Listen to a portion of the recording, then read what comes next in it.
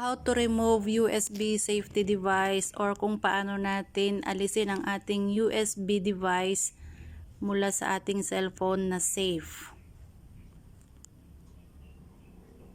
Una, i-click natin ang settings and then click about phone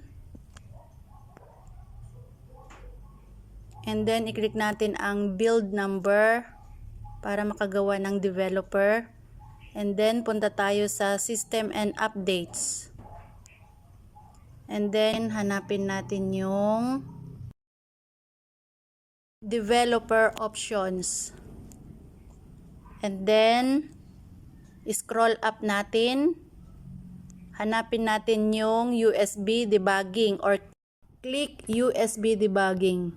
Ayun, i-click na ang OK.